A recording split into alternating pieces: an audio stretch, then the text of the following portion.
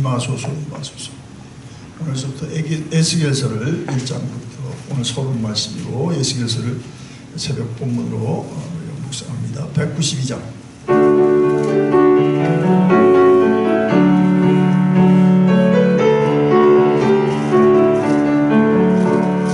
임하소서 임하소서 바람같은 성령이여 에스겔의 골짜기에 불어닥친 생명마라 오순절날 다락방에 말씀으로 임하시며 나의 영을 사로잡아 새로 나게 하옵소서. 임하소서 임하소서 불과 같은 성령이여 불의 혀로 임하셔서 진리 알게 하시옵고 은혜를 베푸시어 죄의 뿌리 소멸하사 거룩하고 깨끗하게 변화시켜 주옵소서. 임하소서 임하소서 생수 같은 성령이여 거친 들에 샘이 솟고 사막에는 강 흐르고 생수 같은 주의 성령 폭포같이 부어주사 내 속에서 생명수로 흘러나게 하옵소서. 임하소서 임하소서 바람 같은 성령이여 은혜로서 치료하고 사랑으로 싸매시어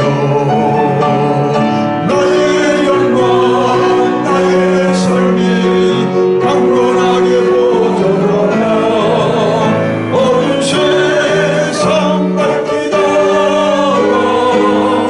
들림받게 하옵소서. 주여 한번 기도합니다. 주여 임하소서 역사하소서 인도하소서 말씀하여 주옵소서. 예수님의 이름으로 기도드리옵나이다. 아멘. 자, 에스겔서 오늘 서론의 말씀을 드릴 텐데 에스겔은 가장 48장까지 제일 중요한 장은 37장입니다. 30장을 오늘 아침 그냥 본문으로 같이 읽겠습니다. 37장 1절로 14절까지 말씀. 1절로부터 10절까지만 읽겠습니다. 37장 다 여셨죠?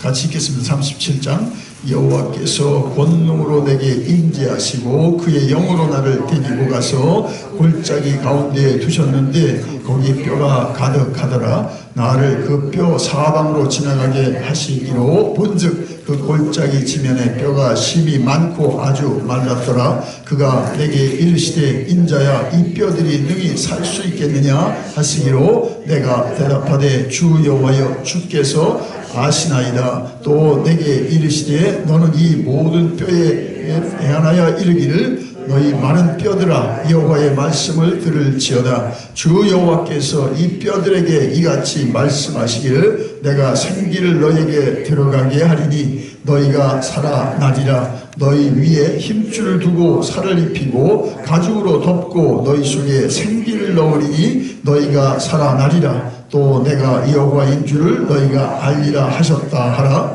이에 내가 명령을 따라 태어나니 태어날 때에 소리가 나고 움직이며 이 뼈 저 뼈가 들어맞아 뼈들이 서로 연결되더라. 내가 또 보니 그 뼈에 힘줄이 생기고 살이 오르며 그 위에 가죽이 덮이나 그 속에 생기는 없더라. 또 내게 이르시되 인자야 너는 생기를 향하여 대언하라. 생기에게 대언하여 이르기를 주 여호와께서 이같이 말씀하시기를 생기야 사방에서부터 와서 이 죽음을 당한 자에게 불어서 살아나게 하라 하셨다 하라. 이에 내가 그 명령대로 대언하였더니 생기가 그들에게 들어가매 그들이 곧 살아나서 일어나 서는데 극히 큰 군대더라. 아멘. 예, 거기까지 읽겠습니다. 그래서 에스겔서 특별한 책인데 어려운 책입니다. 왜냐하면 환상이 많고 비유가 많고 설교가 많고 이 징조들에 대한 얘기가 벌써 뼈의 환상, 마른 뼈의 환상, 이스라엘 백성들 바벨론에 먼저 가서 잡혀있던 사람들에 대한 하나님의 회복의 말씀을 이제 선포하는 거거든요. 두 가지입니다. 그래서 여러분 선지서는 에레미야하고 한 20년 차이가 있습니다. 나이가. 그래서 에레미야, 그 다음에 이사야 등등 같은 시대인데 좀 서론적인 말씀을 드리는 것은 선지자며 제사장, 예레미야도 선지자며 제사장, 거의 같은 시대 20년 상관이죠. 자, 그러면서 남쪽 유다의 가장 암흑기에 있었던 그런 시기에 70년 바벨론 포로가 돌아오는 동안 사역한 겁니다.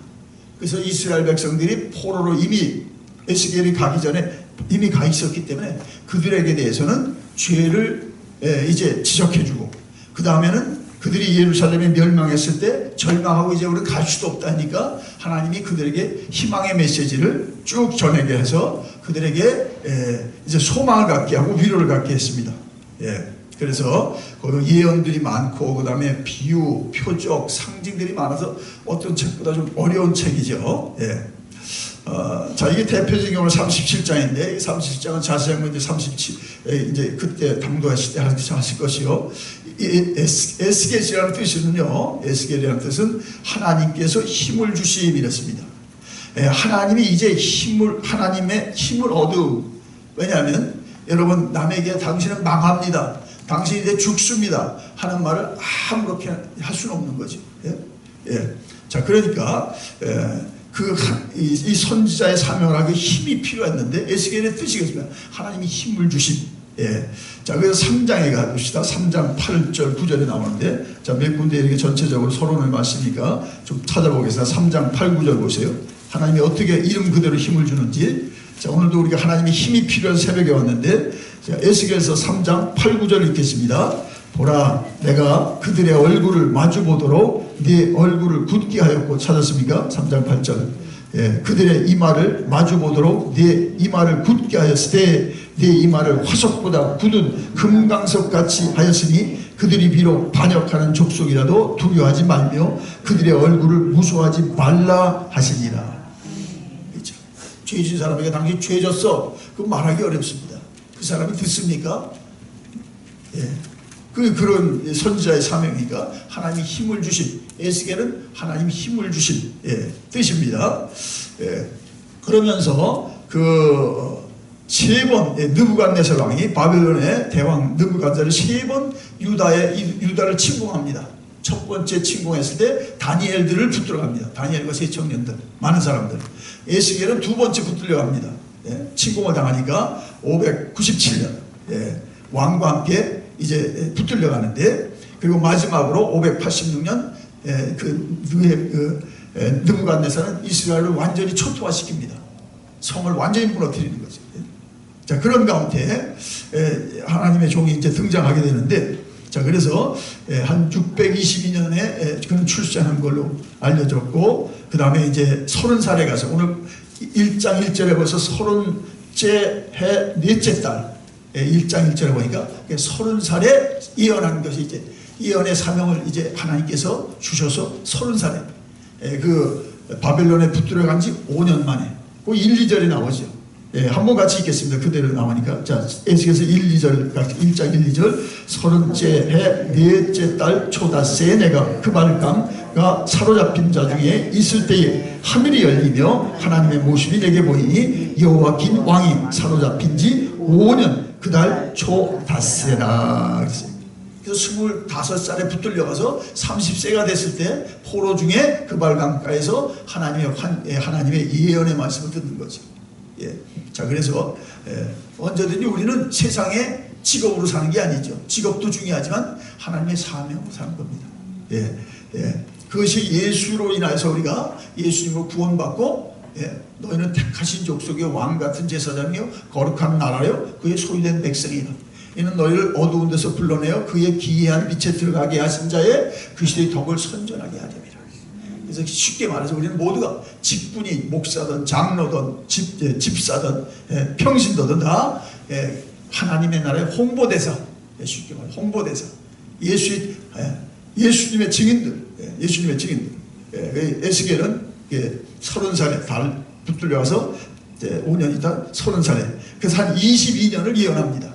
22년 하나님의 메시지를 전하고 이제 62세 그때 당시에 뭐 이분은 빨리 죽으셨는데 560년 하면 62세 이제 하나님 부름 받는데, 자 이때 몇 사람들이 거의 다니엘하고 같은 시대입니다. 다니엘은 벌써 이미 유명했고 거기 가서 그 총명으로 바빌론 나라에서 이제 그 이후에 거의 같은 나이에 에스겔이 등장합니다. 그리고 예레미야는 이들보다 한 20년이 빨랐고요. 그런 중요한 선지자들이 같은 시대에 삽니다. 자, 중요한 거죠. 그래서 다니엘을 3번 에스겔서에서도 3번 거론합니다. 에스겔이. 자, 그래서 이런 걸 보면 우리가 혼자 사는 게 아니죠. 누군가 우리만 지금 새벽 기도하는 게 아니죠. 어딘가 새벽 기도하는 사람들이 있는 줄 믿습니다. 어느 교회가 우리 교회처럼 새벽에 깨어나서 하나님의 도움을 구하고 주님 앞에 헌신하는 자들이 있는 줄 믿습니다. 든든하잖아요. 우리만 한다면 그것도 뭐 괜찮지만 더 많은 사람들이 있다는 거죠. 에스겔, 예레미야, 다니엘. 자, 그런데 그 예언서니까 두 가지 주제입니다. 예언서는 누구의 시대와 상관없이 그 자기의 그 처지와 상관없이 심판과 위로. 1장서부터 32장까지 심판. 그럼 지금 바벨론에 가서 왜 여기 끌려왔는지 그 죄를 계속 선지자로 말하게 하는 거죠. 그 다음에는 33장서부터 마지막 48까지 위로. 희망의 메시지. 그래서 하나님의 메시지는 심판과 그 다음에 회복이 같이 갑니다. 여러분 그걸 아셔야 됩니다. 너희들은 망한다 그런 건 뭐예요? 하나님이 회복하시겠다는 거죠. 선지자 들을 때 우리가 그 두 가지 메시지를 다 얻어야지. 너희들은 망한다. 누가 듣겠어요? 망한다는 것은 이제 하나님께서 회복한다는 거죠. 그러니까 그 자리에서 돌이켜서 예루살렘에 대한 희망을 버리고 하나님께로 소망을 두라는 거죠. 왜냐하면 예루살렘 성이 무너지니까 이제 바벨론에 붙들어가서는 여망이 없는 거잖아요. 예레미야를 통해서 계속 70년 만에 이제 회복하여 예루살렘으로 돌아간다는데 예루살렘 성이 586년에 완전히 멸망하는 거지. 희망이 없는 거예요. 이제 의지할 성이 무너졌고 예루살렘이 없는 거죠. 초토화 돼서. 그러니까 소망을 어디다 두는 게 하나님께 두고 그 다음에는 성전 회복에 두고 예배에 두는 것, 그 다음 그리스도의 날까지 이제 그 성전이 무너져서 교회 시대가 열린 거죠. 예언이에요. 이게 예언. 그래서 이제 어려운 거죠. 그 당시에 이게 안 열리니까 이게 성전은 무너졌는데 무슨 예배를 드려? 이게 뭐 교회 시대를 벌써 에스겔을 통해서 교회 시대를 예언적으로 말해주는 거예요. 너무 48장 예배 회복이 있잖아요. 성전에서 물이 나와서 1천척 그러면서 아주 우리가 건너지 못할 큰 강을 이뤘다고 했어요. 거기서 마음껏 그래서 하나님의 세성전에서 헤엄치고 자유하는 거죠. 그래서 한마디로 예배는 뭡니까? 하나님의 자유를 경험하는 줄 믿습니다. 내가 주님께 붙들린 것 같아서 주일을 어렵게 지켰어요. 그죠? 피곤하고 지금 직장도 가야 되는데 직장에 못 간다고 여기 교회 와서 예배를 드는데 하나님의 자유가 오는 줄 믿습니다. 자기의 묶임에서 다 우리가 자유하게 되고 이제 하나님께 온전히 우리가 묶일 자에게 묶이니까 이제 두렵지가 않습니다.